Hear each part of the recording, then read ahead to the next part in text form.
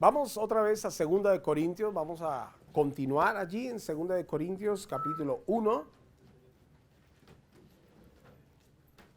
y vamos a leer los versículos 15 al 24. Segunda de Corintios capítulo 1 versículos 15 al 24. Como estaba tan seguro de su comprensión y confianza, quise darles una doble bendición al visitarlos 2 veces. Primero de camino a Macedonia y otra vez al regresar de Macedonia. Luego podrían ayudarme a seguir mi viaje a Judea. Tal vez se pregunten por qué cambié de planes. ¿Acaso piensan que hago mis planes a la ligera? ¿Piensan que soy como la gente del mundo que dice sí cuando en realidad quiere decir no? Tan cierto como Dios es fiel, como que Dios es fiel, nuestra palabra a ustedes no oscila entre el sí y el no. Pues Jesucristo, el Hijo de Dios, no titubea entre el sí y el no. Él es aquel de quien Silas, Timoteo y yo les predicamos, y siendo el sí definitivo de Dios, Él siempre hace lo que dice. Pues todas las promesas de Dios se cumplieron en Cristo con un resonante sí. Y por medio de Cristo, nuestro amén, que significa sí, se eleva a Dios para su gloria.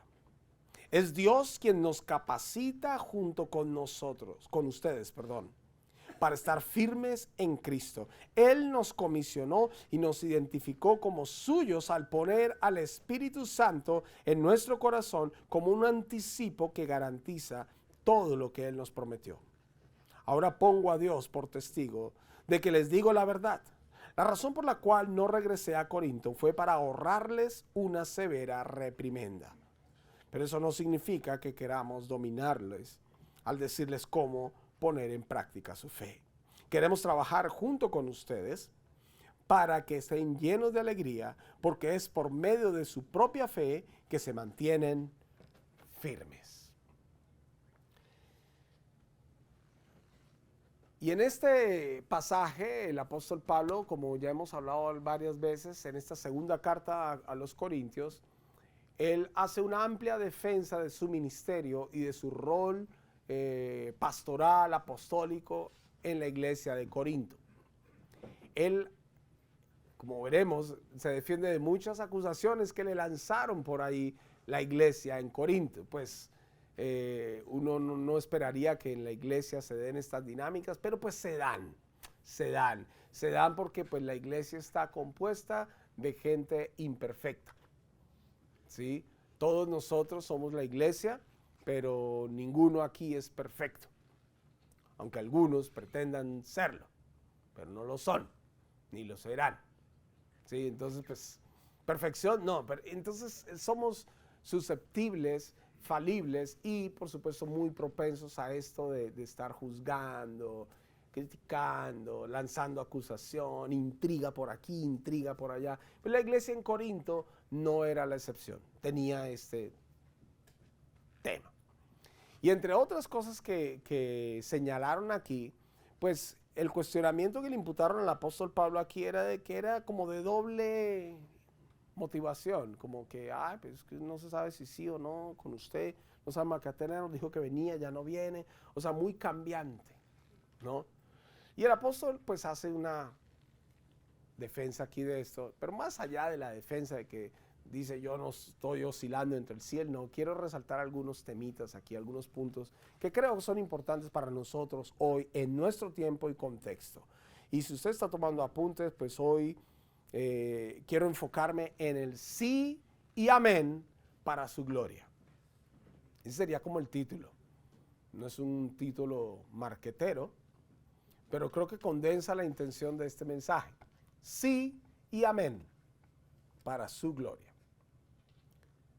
Porque todas las cosas suceden, como ya hemos dicho en otras ocasiones, no por casualidad, sino con un propósito de Dios.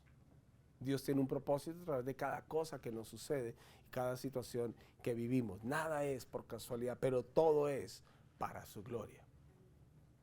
Y más cuando somos creyentes, nuestro enfoque de vida y nuestro enfoque cotidiano sí debería ser darle gloria a Él con todo lo que somos y hacemos, con lo que pensamos, con lo que hablamos, con lo que hacemos, cómo vivimos, etc.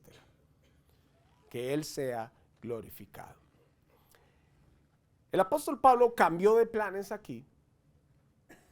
Y como dice, tal vez se pregunta en el versículo 17, ¿por qué cambié de planes? ¿Acaso piensan que hago mis planes a la ligera? ¿Piensan que soy como la gente del mundo que dice sí cuando en realidad quiere decir no? Y pues el pasaje no nos habla mucho de cuál es la razón por qué cambió de plan. Pero cambió de plan. Pero él, más allá de centrarse en ese detalle, y ahí hay una primera lección, él lo que hizo fue aprovechar eso para reforzar y reafirmar una convicción espiritual en su vida y en la vida de la iglesia en Corinto. ¿Cuál es esta? Que Dios no cambia. Que Dios no está titubeando, diciendo, vamos a ver, bueno, no estoy seguro todavía si lo haga, hijo, pero Dios no está en ese plan. Nosotros muchas veces sí. Por nuestra humanidad pecaminosa y por nuestras dudas y todo, sí, pero Dios no. Y cuanto más buscamos a Dios y cuanto más nos acercamos a Él, más podemos ser firmes de carácter y hacer que nuestro sí sea un sí y nuestro no sea un no. La razón por la cual muchas veces dudamos de si sí o si no es porque muchas veces estamos queriendo agradar a más gente que a Dios. Es porque muchas veces estamos queriendo quedar bien con todo el mundo. Y entonces si digo sí, como que puede ofender, si digo no, mejor dicho no sé, después te confirmo. O sea, vivimos en esta dinámica. Y los corintios pensaron que Pablo estaba en el mismo plan. Bueno, ¿va a venir o no va a venir? ¿Nos va a visitar o no nos va a visitar? Le dicen, bueno, en realidad pensaba ir 2 veces, de ida y de vuelta. Pero como ustedes son como son y yo tenía confianza de que la relación era mejor, bueno, en fin. Pero ustedes ahora me cuestionan. Pienso que yo hago las cosas a la ligera. Pues no las hago a la ligera. Yo no cambié de planes así nomás. Es más, así como Dios es conmigo, yo soy con ustedes. Y manda su lección. Dios no titubea, Dios no cambia, Dios no hace cambios. Así nomás. Él tiene un plan. Él tiene un propósito con cada situación de nuestra vida, aún con las adversas. Y cuanto más nosotros buscamos a Dios, más confianza tenemos en Él, más seguros podemos ser de nosotros mismos, más firmes en nuestra palabra. Ahora, en el versículo 20 Él dice esto. Desde el 19, pues Jesucristo, el Hijo de Dios, no titubea entre el sí y el no. Él es aquel de quien Silas, Timoteo y yo les predicamos, siendo el sí definitivo de Dios. Siendo él, sí definitivo de Dios, él siempre hace lo que dice, él cumple su palabra. Y mira el versículo 20, pues todas las promesas de Dios se cumplieron en Jesucristo con un resonante sí. Otras traducciones dicen que las promesas de Dios son sí y amén por su buena voluntad, ¿verdad? ¿Qué significa esto de que todas las promesas de Dios se cumplieron en Cristo con un resonante sí? Significa mucho y significa que todo lo que se dijo, todo lo que los profetas que fueron enviados por Dios para anunciar que vendría el Mesías, con todo lo que su venida traería, se confirmó en Cristo con un rotundo sí. Creo que no te entiendo. ¿Sí qué? Sí hay salvación. Sí hay esperanza. Sí hay sanidad. Sí hay una nueva vida en Cristo. Sí hay eternidad en el cielo esperando por nosotros. Sí hay libertad.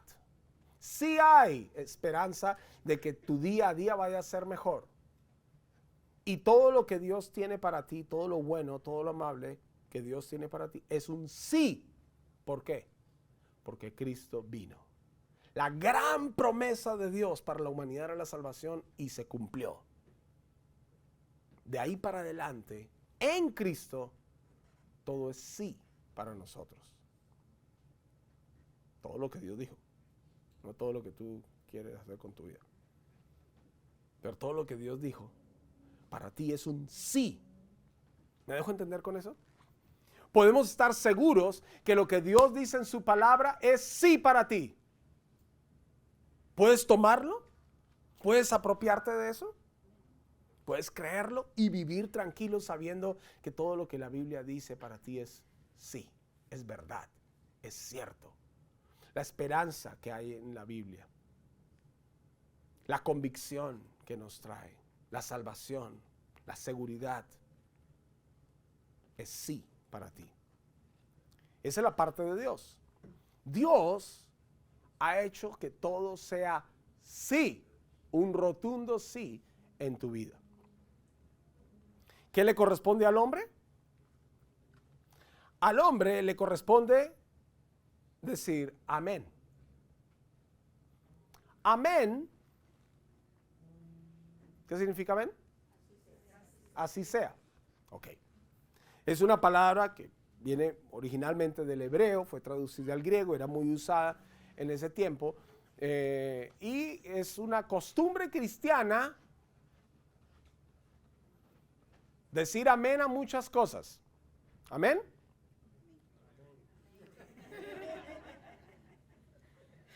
Y ahí está el problema. Porque el amén significa mucho más que así sea.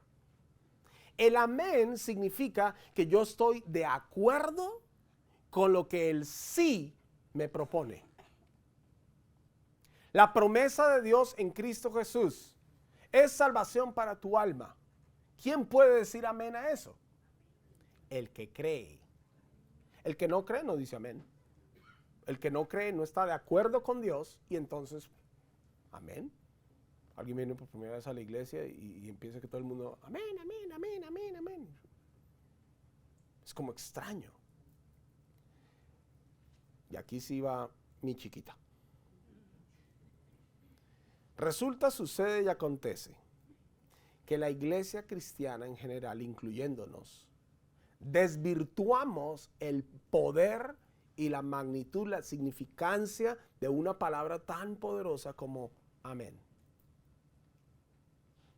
Porque a todos decimos amén. ¿Amén? Ya lo piensan dos veces. De tanto decir amén, mucha gente ya ni sabe qué significa amén. De tanto decir amén, el que nos escucha no entiende la magnitud de esta declaración. Acuérdate, amén significa es estar de acuerdo con lo que el sí me propone, con lo que Dios me propone, con lo que la promesa de Dios me propone. Yo estoy de acuerdo con eso. Que si alguno está en Cristo, nueva criatura es. Las cosas viejas pasaron, todas son hechas nuevas. Amén. Que no hay condenación para los que están en Cristo Jesús, los que no andan conforme a la carne, sino conforme al Espíritu. Amén. Yo estoy de acuerdo con esa declaración, lo creo. Y no lo digo amén simplemente porque me sonó bonito. Y, ay, sí, ay, amén. Gloria a Dios, amén. No, no desvirtuemos el sentido poderoso de una respuesta que debemos de darle a Dios. Por eso es que dice, todas las promesas en Él son sí y amén. O sea, se cierra la ecuación. La promesa de Dios al hombre, pero la respuesta del hombre a Dios es ese amén. Yo estoy de acuerdo contigo, Dios. Por ejemplo, una gran promesa que está en Juan 15:7. Si permanecen en mí y mis palabras permanecen en ustedes, pidan todo lo que quieran, les será hecho. Amén. Hay una condición y valga la aclaración o el recordatorio. Todas las promesas en la Biblia, todas, sin excepción, implican una condición, conllevan una condición. ¿Hay salvación para toda la humanidad? Sí, con una condición, que se arrepientan, que crean el Evangelio. ¿Hay promesa de sanidad en nuestra vida y en la Biblia? Sí, con una condición, la obediencia. Entonces leemos, por decir algo, Deuteronomio 28. Y claro, la obediencia y la comprensión de la soberanía de Dios, porque a veces Dios permite la enfermedad con un propósito más allá de la sanidad. Y uno dice, pero ¿por qué no me sano? Bueno, Dios tiene otro plan. Solamente Él es nuestra roca, por lo tanto no resbalaré mucho, dijo el salmista en el Salmo 62. Yo puedo creer eso. Si estoy en la roca, no resbalaré mucho, esa es la condición. Si yo estoy en la arena o estoy en cualquier otro lugar, pues voy a resbalar demasiado.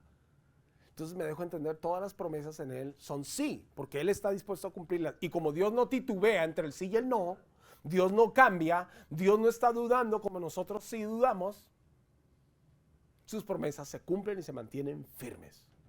Entonces, cuando yo me ponga de acuerdo a cumplir la condición de esa promesa, entonces ahora yo puedo decir, amén. El problema es que, y mi crítica a la iglesia cristiana en general, incluyéndonos, va a que usamos palabras a la ligera. Y yo sí creo lo que dice la Biblia en Éxodo 20, de no usar el nombre de Dios en vano. Creo que estas y otras formas que tenemos los cristianos de usar el nombre de Dios en vano. A todo decimos gloria a Dios. Y a todo decimos aleluya y todo ese lenguaje de clichés cristianos. Tengo que hacer la salvedad también para que no me miren tan feo. En nuestra iglesia no tenemos tanta esa costumbre, pero se escucha. Y yo no estoy diciendo que no digamos gloria a Dios. Yo estoy diciendo es glorifiquemos a Dios y digamos gloria a Dios cuando sea debido, cuando sea realmente relevante y consentido.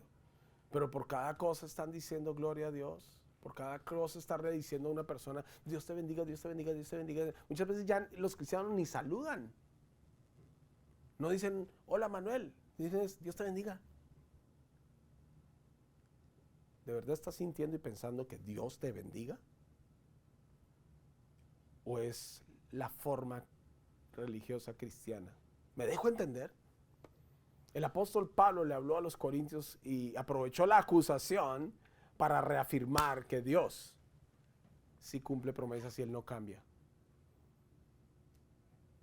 Y entonces, volviendo al contexto y al momento allí,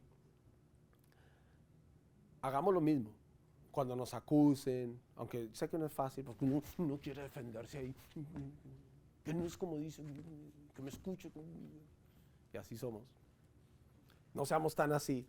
Aprovechemos cada vez que nos digan algo, nos critiquen, nos acusen, todo más bien para darle vuelta y reafirmar nuestra convicción de fe en Cristo. Jesús dijo, en Mateo 5, él advirtió que por mi causa los van a perseguir, van a decir toda clase de males contra ustedes, mintiendo. Preparémonos para eso y no nos dejemos llevar por una corriente, digámoslo así, ¿cómo digo esto? Más que mediática, es momentánea, el momento, la situación, te puede arrastrar a una incomodidad, a un punto de confusión y te sales de tus casillas. El apóstol Pablo tenía motivos y aquí lo dice. Les digo la verdad, yo quise ir a Corinto para ahorrarles una buena reprimenda. Él como fundador de la iglesia, él sentía que él tenía toda la autoridad para decir a la iglesia, ¿sabe qué? Usted acá y usted allá, y agarrar a la iglesia en Corinto. Pero el tipo dijo no. Y ahorita llegamos a un punto más de unas palabras que él utiliza allí para expresar sus motivos limpios.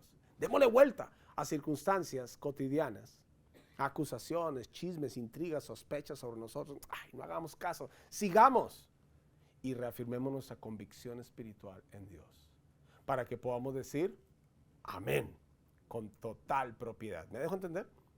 Con total propiedad en nuestra vida. Ahora, él continúa reafirmando el hecho de que Dios no cambia de esta manera. Él introduce un poco parte de lo que sería parte de la teología o la descripción de la Trinidad. En el versículo 21, dice, es Dios quien nos capacita junto con ustedes para estar firmes por Cristo. Él nos comisionó y nos identificó como suyos al poner al Espíritu Santo en nuestro corazón como un anticipo que garantiza todo lo que nos prometió. Es Dios quien nos capacita junto con ustedes para estar firmes por Cristo. Y dice que nos comisionó, identificó como suyos al poner el Espíritu Santo en nosotros. En algunas traducciones se habla del sello. Y el sentido, cuando dice aquí, de poner al Espíritu Santo en nosotros es ese. Es como de ser sellados. Como que tienes el sello de Dios en tu vida. El sello de Dios en nuestra vida es la presencia del Espíritu Santo. La Biblia enseña que cuando nosotros creemos el Evangelio, el Espíritu Santo de Dios viene a morar en nosotros. Ahora somos templo del Espíritu Santo. Y que seamos templo del Espíritu Santo es ese sello de Dios. Es un sello que dice propiedad privada. O más bien así, propiedad divinamente privada. Le pertenecemos a Dios ahora. Su Espíritu mora en nosotros y ese es el sello. En Efesios capítulo 1, versículos 13 y 14 se habla de las arras. De este mismo concepto, pero las arras, se usa el término las arras, concepto que todavía se utiliza hasta hoy para cerrar negocios, ¿no? Y un acuerdo, un contrato, y se dan unas arras, un adelanto. Pero ¿qué significan esas arras? Las arras significan que es una promesa de que sí te voy a comprar esa propiedad o ese vehículo o ese bien que estamos negociando. Las arras significa eso, pero las arras no son el precio total. Es parte nada más. El Espíritu Santo no es la plenitud de Dios, ni la plenitud de la salvación que Él nos promete. Es un anticipo, es un adelanto. La presencia del Espíritu en nosotros no es todo lo que Dios quiere mostrarnos, revelarnos. Es un adelanto. Hay mucho más esperando por nosotros, en Dios y por Dios y para Dios. Pero es un sello de propiedad, la presencia de su Espíritu en nuestra vida. Y entonces, vale la pena recordar esto porque el apóstol Pablo le estaba diciendo a la iglesia en Corinto, miren, así como ustedes creen que yo me estoy equivocando, yo más bien creo que estamos creciendo juntos. Así como ustedes creen que yo cambio, Dios no cambia. Y estamos creciendo juntos y por eso Él nos ha dado su Espíritu para que nos capacitemos y estemos juntos en la iglesia. Ahora, ¿qué sentido? ¿Cuál es la aplicación de esto en nuestra vida? Hagamos nosotros lo mismo hoy. Recordando que hemos sido sellados y que hemos sido comprados por el precio de la sangre de Cristo y el Espíritu de Dios mora ahora en nosotros, hagamos lo mismo. Reafirmemos nuestra convicción de pertenencia a Cristo. Reafirmémonos en nuestra convicción de decir si yo pertenezco a Cristo. Tengo el sello de Dios en mi vida. En Efesios capítulo 4, en el versículo 30, allí se nos dice de no contristar al Espíritu Santo de Dios con el que fuimos sellados para el día de la redención. Dios pone su sello en tu vida. Y tienes el sello de Dios en ti. Tienes las arras de su presencia y de su salvación, que es el Espíritu Santo morando en ti. Pero tú tienes la responsabilidad de no contristar al Espíritu y no entristecer al Espíritu que mora en ti, en tu día a día. Tus acciones contrarias a la voluntad de Dios apagan o opacan la voz del Espíritu en tu vida. ¿Te has dado cuenta? Cuando pecamos, cuando nos alejamos de su presencia, nos alejamos de la devoción personal, nos alejamos de lo que sabemos debemos ser y hacer cada día, se va apagando la voz del Espíritu y se va contristando esto. La Biblia dice ahí, no hagas eso. Todo aquello que se oponga a la voluntad de Dios para ti, a lo descrito en su palabra, ve en la dirección opuesta, para que el Espíritu Santo de Dios en ti no se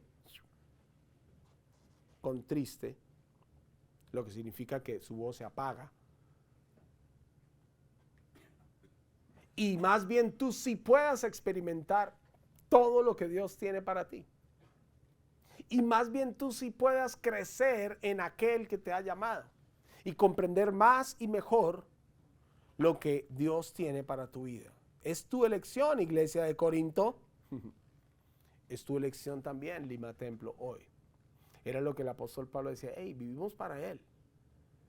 Sí, son sus promesas. Amén debería ser nuestra respuesta, estar de acuerdo con Él. Pero ahora tenemos una responsabilidad cada día. Su Espíritu mora en nosotros. Él nos dio una garantía, un adelanto. Nos selló, le pertenecemos a Él. Vivamos para Él. Es el sentido de este pasaje.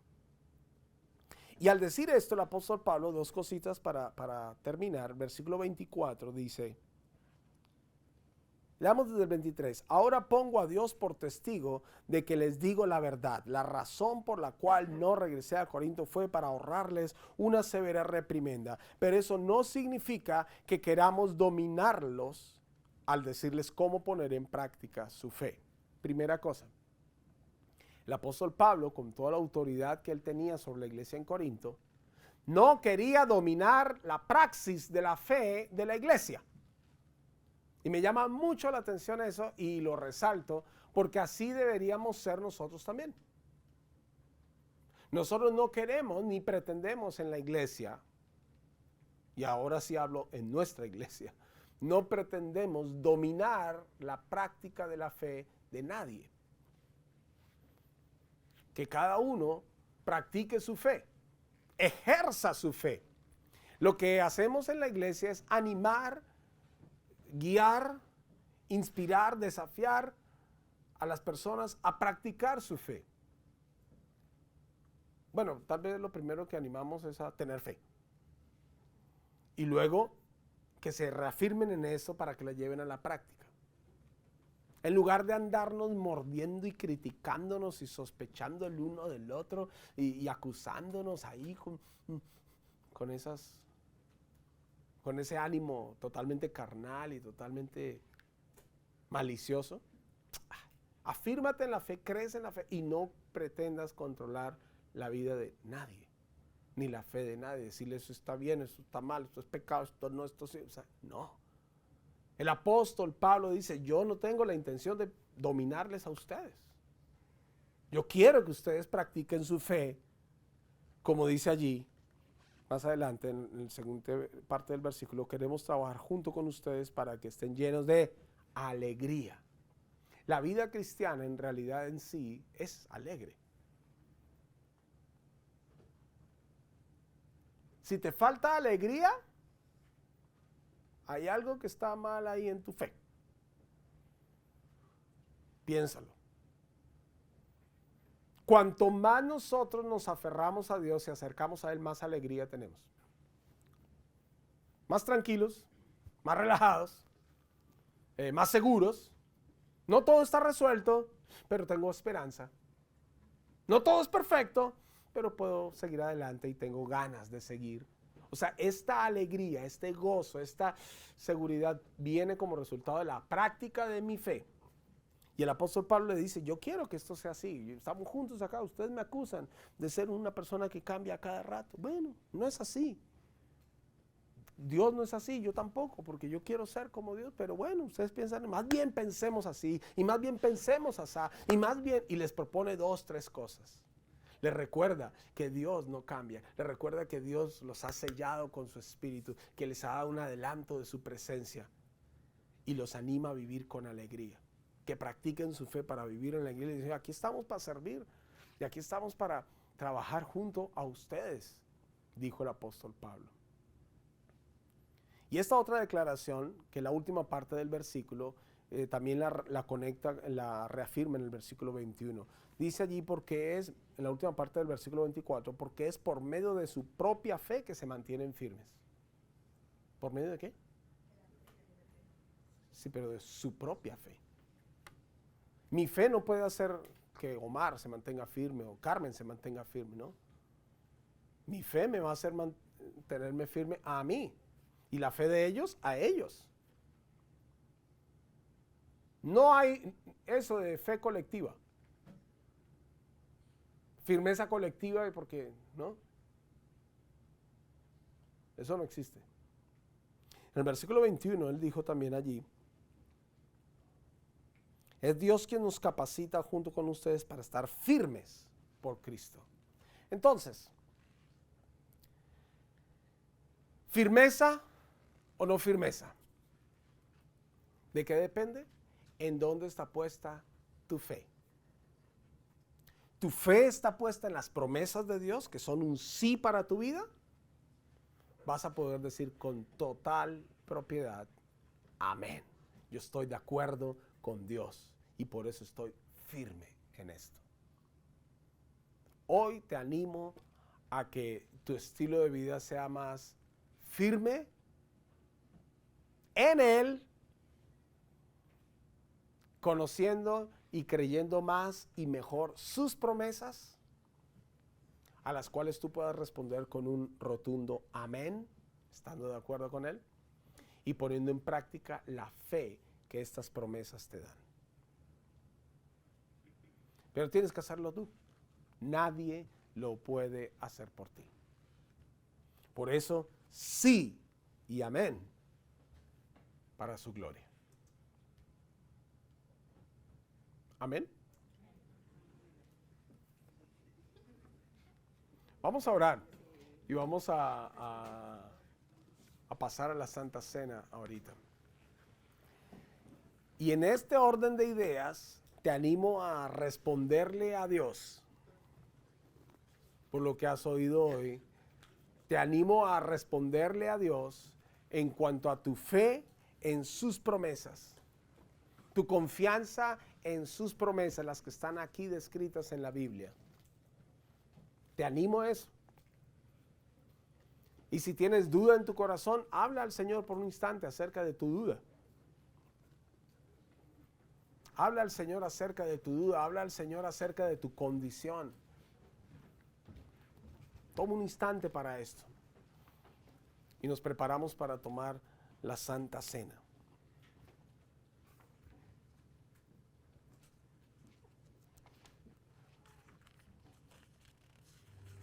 Señor Jesús, yo te agradezco tu misericordia y te agradezco, espérate un momento, que tu palabra nos recuerda que tus promesas son un rotundo sí de parte tuya para nosotros. Y al estar nosotros en ti y de acuerdo contigo, creyendo en ti, podemos decir, amén. Estoy de acuerdo con lo que propones. Señor, gracias porque tú te propusiste salvar y darle esperanza a toda la humanidad. Y aquí estamos, Señor, aquí estamos hoy, salvos, conociéndote más y creciendo en ti, porque tu promesa se está cumpliendo. Y por eso hoy declaramos amén. Estamos de acuerdo con tu plan, Señor. Bendito sea, Señor. Primera de Corintios, capítulo 11, versículos 23 en adelante, dice, pues yo les transmito lo que recibí del Señor mismo. La noche en que fue traicionado, el Señor tomó pan y dio gracias a Dios por este. Luego lo partió en trozos y dijo, este pan es mi cuerpo, el cual es entregado por ustedes. Hagan esto en memoria de mí. De la misma manera tomó en sus manos la copa de vino después de la cena y dijo, esta copa es el nuevo pacto entre Dios y su pueblo, un acuerdo confirmado con mi sangre. Hagan esto en memoria de mí todas las veces que la beban. Pues cada vez que comen este pan y beben de esta copa, anuncian la muerte del Señor hasta que Él venga. Por lo tanto, cualquiera que coma este pan o beba de esta copa del Señor de forma indigna es culpable de pecar contra el cuerpo y la sangre del Señor. Por esta razón, cada uno debe examinarse a sí mismo antes de comer el pan y beber de la copa. Pues si alguno come el pan y bebe de la copa sin honrar el cuerpo de Cristo, come y bebe el juicio de Dios sobre sí mismo. Esa es la razón por la que muchos de ustedes son débiles y están enfermos y algunos incluso han muerto. Si nos examináramos a nosotros mismos, Dios no nos juzgaría de esa manera. Sin embargo, cuando el Señor nos juzga, nos está disciplinando para que no seamos condenados junto con el mundo. Mientras tienes el pan y la copa, te animo a examinarte a ti mismo. ¿Tienes que arreglar cuentas con Dios? Arréglalas ahora. ¿Tienes que cumplir algo que no has cumplido con Dios? Proponte cumplirlo ahora.